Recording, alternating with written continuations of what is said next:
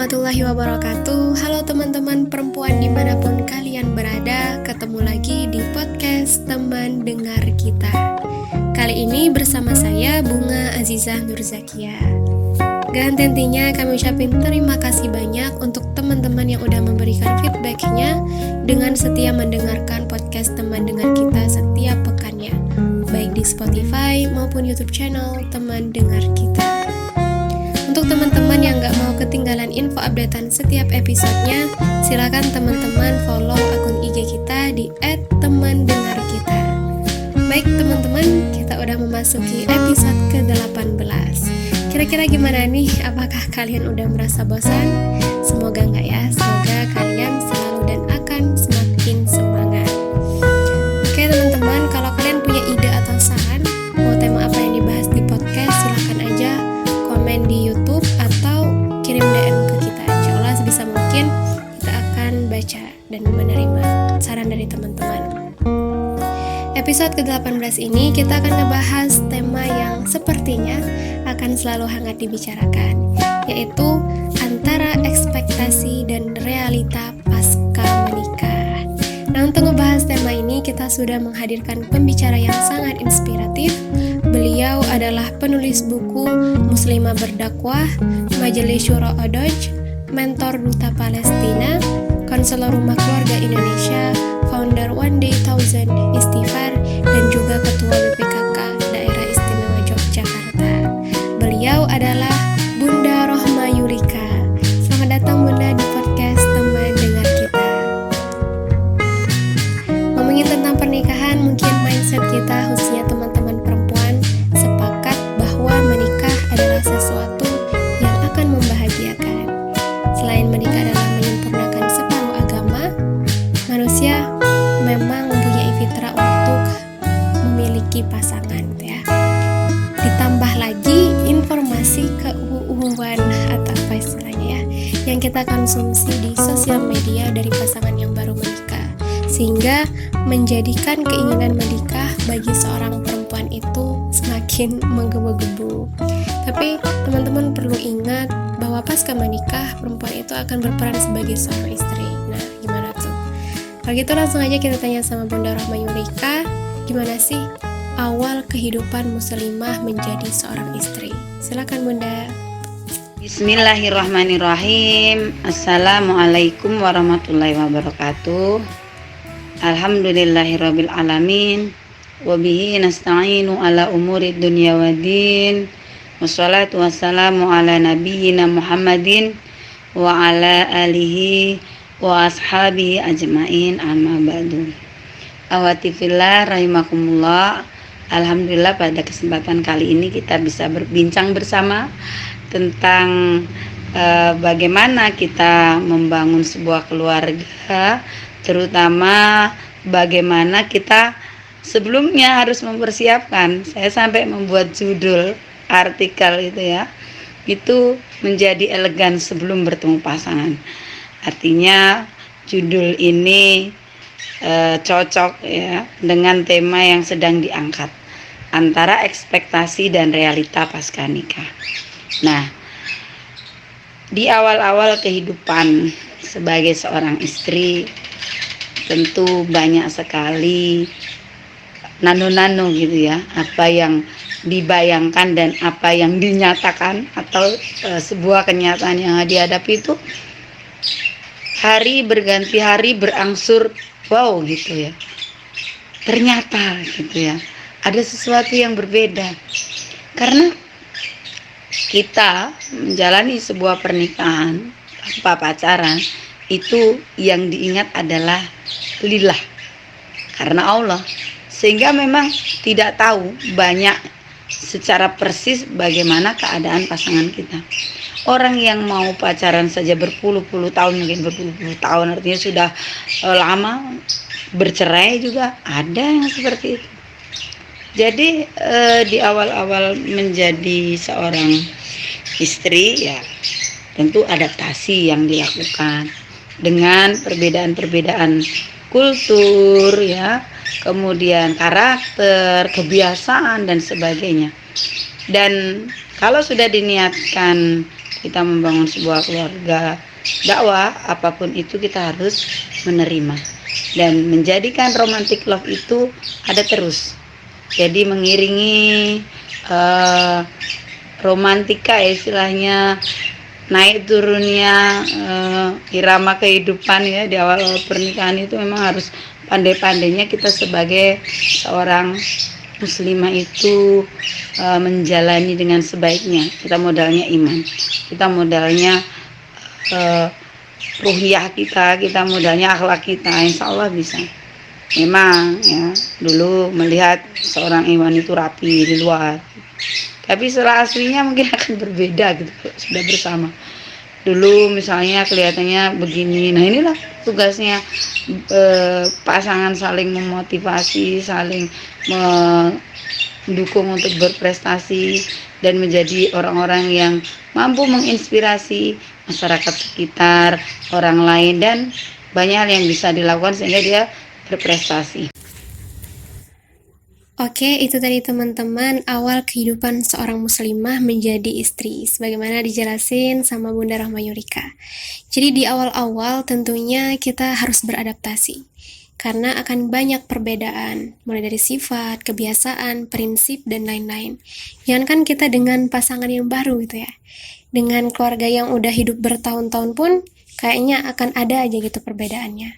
Oleh karena itu, dengan perbedaan-perbedaan tadi, pasangan baik istri maupun suami harusnya saling memahami, mengerti, dan mendukung satu sama lain. Jangan karena hal sepele kemudian kita langsung cepat nyimpulin gitu ya, udah nggak cocok sama ini itu. Tapi juga harus kembali ke niat awal gitu, untuk apa kita menikah, dan sama-sama saling introspeksi diri. Oke, pertanyaan selanjutnya Bunda, apa aja sih hal yang perlu dipersiapkan seorang muslimah agar nantinya siap menjadi istri dan ibu? Apa saja sih yang harus dilakukan muslimah agar siap menjadi istri dan ibu? Jadi ada beberapa poin yang harus disiapkan ketika kita itu mau menikah, yakni membangun diri atau membentuk diri itu berkarakter Islam, atau bahasa Arabnya saksiyah Islamiyah atau kepribadian muslim yang kuat. Nah, apa saja yang harus dipersiapkan sebagai seorang muslimah? Dia harus punya akidah yang kuat, dia punya akidah yang lurus, karena akidah yang lurus ini sebagai modal mendidik anak-anak dan menjaga keluarga dari hal-hal yang kurang baik, apalagi yang berkaitan dengan isme-isme yang beredar saat ini. Yang kedua adalah ibadah yang benar. Seorang ibu itu kekuatan dari sebuah keluarga, bahkan bisa jadi dikatakan sebagai pondasi, itu lebih tepatnya. Kita tahu coba, Rasulullah aja menyebut siapa yang harus kamu hormati, ibu baru ayah. Ada juga hadis yang mengatakan doa yang dikabulkan diantaranya adalah doa ibu. Kualitas ruhiyah seorang ibu itu sangat penting, makanya dia harus memiliki kompetensi ibadah yang benar. Yang kedua adalah matinul khuluq atau berakhlak. Bagaimana tidak mendidik generasi, karena sebuah pendidikan itu bermula dari pribadi masing-masing. Dan pribadi yang berakhlak itulah yang akan berhasil. Bagaimana kita mau mengajarkan akhlak sementara kita tidak berakhlak?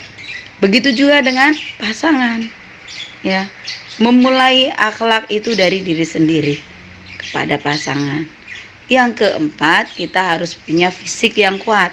Dari gadis silahkan olahraga. Sekarang lagi musim goes, senam. Apa saja harus dilakukan?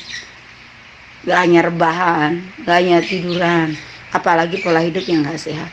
Memilih makanan yang sehat, sehingga ketika hamil itu jadi sehat, ketika menggendong anaknya juga kuat, tidak mudah sakit. Ya karena apa? Hidupnya seimbang antara jasadiah, ya, jasad yang dimiliki itu dia kuat ya, pola-pola makan yang diatur sedemikian rupa, sehingga dia menjadi seorang muslim yang kuat. Coba bayangkan kalau kita itu sebagai ibu sakit-sakitan, bagaimana anaknya? Yang kelima adalah mujahidul nafs. Itu bagaimana seorang ibu itu, seorang perempuan itu harus berlatih mawas diri, menjaga kondisi emosional. Karena perempuan itu tingkat emosionalnya lebih tinggi, maka berlatih. Terus berlatih sampai tua pun berlatih. Saya pun juga terus berlatih. Dulu ketika marah seperti itu, nanti berubah terus. Jadi kontrol diri, mawas diri itu ada. Mawas diri itu juga dalam sebuah keluarga itu harus, karena kita bersama. Semakin pernikahan itu adalah sebuah ibadah yang paling panjang usianya. Yang keenam adalah luas wawasan atau mustaqoful fikri harus dipunyai oleh seorang muslimah. Dia belajar dari dulu sebelum punya anak. Saya belajar bagaimana mendidik anak, bagaimana ketika nanti hamil, bagaimana ketika berkeluarga. Kan banyak buku-buku itu, ngaji, ikut kajian, ikut seminar, menambah wawasan. Nah, lantas apalagi yang dipersiapkan oleh seorang muslimah? Salah satunya adalah harisun ala waktihi. Apa? Tertata waktunya, manajemen waktunya dari pagi sampai malam. Apa yang sudah dilakukan? Bisa nggak dia melakukan yang terbaik? Dengan semakin tua tentu semakin banyak aktivitas. Dulu anaknya 1, 2, kopen semua. Kopen itu terawat semua atau tidak gitu. Anak-anaknya berprestasi atau tidak, itu harus. Jadi sebagai seorang ibu itu harus mau menata waktu, karena kalau sudah kuplek-kuplek pekerjaan tuh kayaknya itu nggak selesai-selesai. Nah, sementara mungkin ada tugas-tugas kita di luar, jadi harus terlalu nggak asik mainan HP. Nanti waktu tahu-tahu waktu sudah sore. Nah, ini nggak bisa, harus disiplin waktu juga. Setelah harisun ala waktu itu adalah munadomu fisuni, tertata dalam urusannya. Fa idza faragta fansab wa ila rabbika farghab. Selesaikan urusan satu, kemudian pindah ke urusan lain. Hari ini jadwalnya apa? Saya biasa mungkin pagi. Itu dilatih sejak kita kuliah, kan udah kuliah jam segini, ganti ini. Nah, tertata. Jadi nggak santai-santai. Apalagi sudah biasa organisasi, nanti tertata urusannya itu. Apalagi munadomu fisuni itu adalah meletakkan sesuatu itu pada tempatnya, itu penting. Misalkan saya biasa pergi-pergi antara dompet tua, dompet flash disk, dompet pointer kalau saya ngisi. Itu sudah berlatih dari gadis ya, meletakkan di situ, karena energi kita akan habis kalau sekedar nguplek-nguplek golek flash disk di tas gitu. Kunci motor juga gitu ya. Nah, itu ada cantolan-cantolan gitu. Suami saya itu sering membuat cantolan di rumah itu untuk, oh ini kunci motor, ini kunci sepeda, ini kunci pagar, ini kunci pintu. Bedak di situ gitu. Nah, ini yang biasa kita lakukan. Maka dari itu dipersiapkan, tertata dalam urusannya. Map buku tuh di sini, nanti di sini. Biasanya orang ngambil buku, ndak dia kembali ke tempatnya, dari kembalikan. Nah, itu harus kita latih untuk mengembalikan. Mengambil di mana, kembalinya di mana, gitu. Nah, sehingga nanti akan tertata urusannya. Apalagi kalau di organisasi punya file macam-macam, bingung nanti dia. Saya sebagai seorang guru kan filenya juga banyak. Nah, file di laptop itu juga tertata. Apalagi kalau senang menulis kayak saya, jadi tiap harinya itu ada saja yang dikerjakan. Terus kemudian yang ke-9 adalah qadirun alal kasbi, menambah spesialisasinya, atau mungkin kafaah apa istilahnya ya. Dia terus belajar untuk memperbaiki diri sesuai.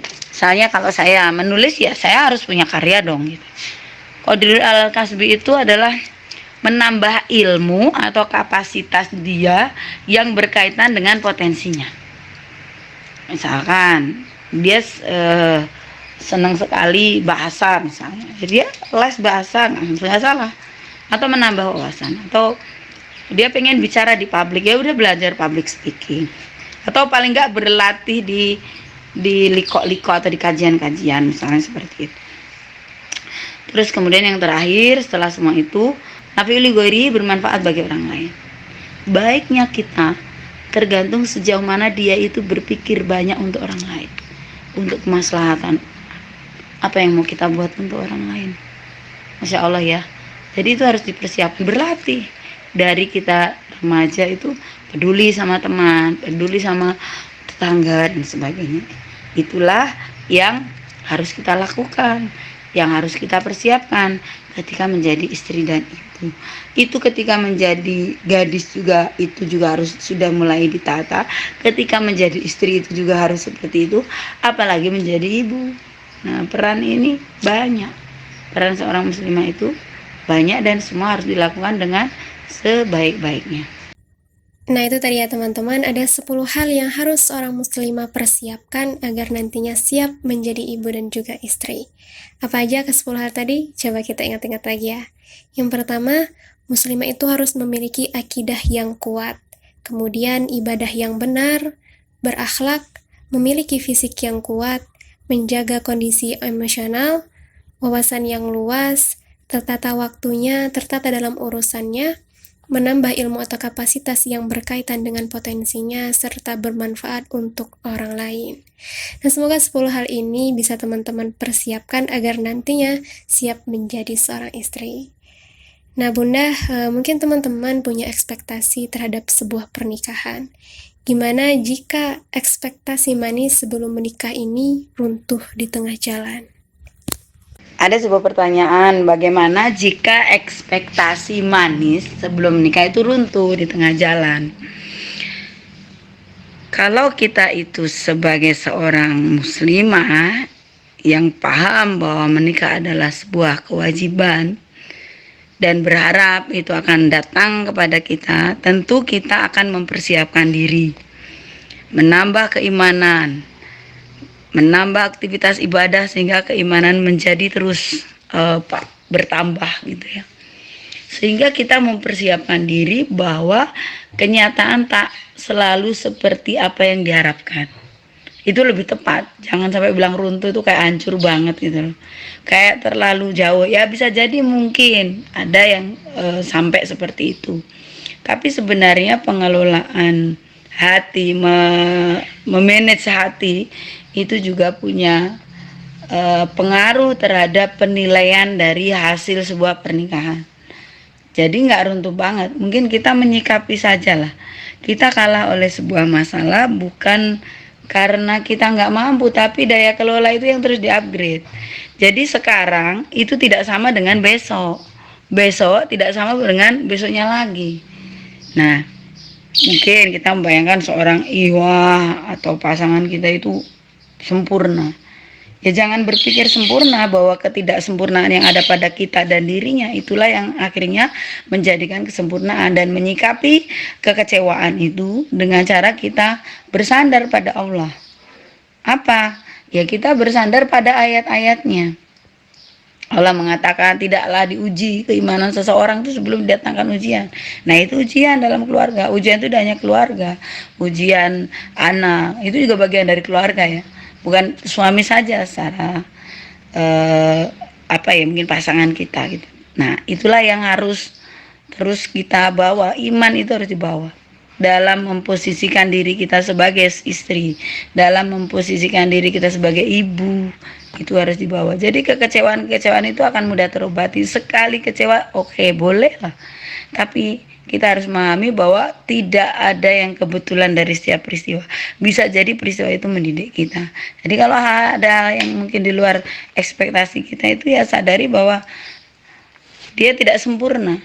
Tapi sebelum kita mengatakan dia tidak sempurna, katakan dulu, aku tidak sempurna. Lihat kekurangan diri, lihat aib diri, yang bisa jadi hanya diri kita dan Allah dan pasangan kita yang nggak tahu. Itulah yang harus kita sadari. Baik teman-teman, seperti yang udah disampaikan di awal-awal tadi, bahwa kita pasti memiliki ekspektasi tersendiri terhadap sebuah pernikahan.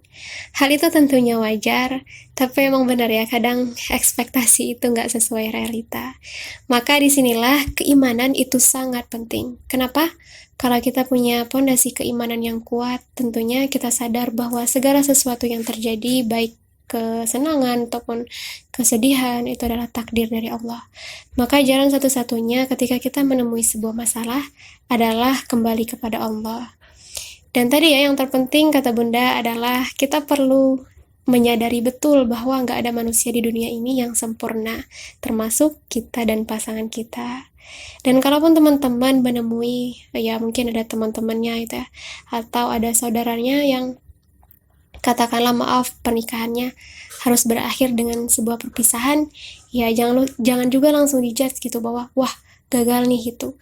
Bukan berarti mereka gagal juga gitu, tapi balik lagi tadi bahwa itu adalah takdir dari Allah, itu adalah ujian, dan bisa jadi hal itu mendidik keluarga tersebut agar bisa lebih baik lagi ke depannya.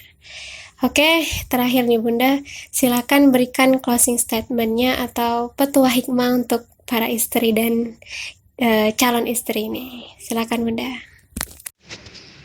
Petua hikmah untuk para istri dan calon istri, bahwa kehidupan itu terkadang datang pada kita tak selaras dengan apa yang menjadi harapan juga ekspektasi kita.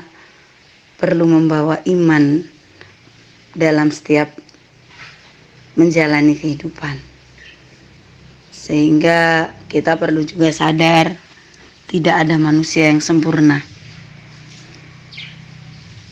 Selain itu, bercitalah untuk selalu memberi perhatian, memberi kebahagiaan, memberikan apa saja. Jangan selalu berpikir bahwa aku diberi perhatian, aku diberikan kebahagiaan. Memberi dulu sebelum kita diberi. Seorang laki-laki pun juga demikian. Jadi prinsip pasangan itu seperti itu. Jadi bukan bagaimana berpikir kamu tuh memberi perhatian padaku, tapi apa yang bisa aku berikan kepadamu. Itu cinta itu kayak gitu. Cinta itu harus rela berkorban, berjuang untuk menyesuaikan. Maka akan semakin indah bila kita itu selalu menggantungkan segala urusan pada Allah. Ada sebuah hikmah yang kita bisa petik ya dari seorang tokoh, Ibnu Athaillah. Beliau bilang Allah itu sering pergilirkan yang namanya kebahagiaan dan kesedihan, kesenangan dan kesusahan, dan dipergilirkannya antara kebahagiaan dan kesusahan itu agar manusia senantiasa bersandar atau menyandarkan urusannya hanya kepada Allah. Karena Allah itulah yang berkuasa, bukan kita. Allah lah yang berkehendak atas segala sesuatu, bukan kita. Dan barang siapa yang bertawakal kepada Allah, maka Allah akan mencukupinya. Wa may yatawakkal 'ala Allah fa huwa hasbuh. Allah akan mencukupinya. Innallaha balighu amri. Allah itu akan menyelesaikan urusannya. Qad ja'alallahu likulli syai'in qadar, dan Allah itu akan menjadikan segala sesuatu itu pada ketentuannya. Jadi kita terus memperbaiki diri, berdoa, menyelaraskan, memahami. Terus bukan hanya sekedar ingin dipahami. Begitu, mudah-mudahan kita semua menjadi keluarga-keluarga yang sakinah, mawaddah warahmah, yang berjuang di jalan dakwah, sehingga tidak hanya bahagia di dunia, tetapi kebahagiaan itu akan dibawa hingga ke surga. Istilah sehidup sesurga mudah-mudahan menjadi doa bagi kita semua. Assalamualaikum warahmatullahi wabarakatuh. Waalaikumsalam warahmatullahi wabarakatuh. Masya Allah, itu tadi teman-teman closing statement dari Bunda Rohma Yurika untuk kita semua. Bahwa dalam membina sebuah rumah tangga, sesama pasangan itu harus saling bersinergi untuk memberikan hal-hal yang terbaik. Harus sama-sama saling berkorban, sama-sama berjuang, dan memahami satu sama lain. Kayak yang udah dibilang tadi ya, jadi jangan kita mulu gitu yang minta diperhatiin, tapi kita juga harus memberikan perhatian. Oke, sepertinya cukup sampai di sini podcast teman dengar kita pekan ini. Terima kasih untuk Bunda Rohma Yurika yang sudah berkenan mengisi podcast teman dengar kita. Semoga apa yang Bunda sampaikan bisa bermanfaat untuk teman-teman yang mendengarkan dan juga menjadi amal jariah bagi Bunda. Dan untuk teman-teman yang menikah atau ingin menikah, Saya doakan semoga nantinya menjadi keluarga yang sakinah, mawaddah, warahmah. Saya Bunga Aziza Nurzakia pamit undur diri. Jangan lupa selalu jaga kesehatan dan sampai ketemu di podcast selanjutnya. Assalamualaikum warahmatullahi wabarakatuh.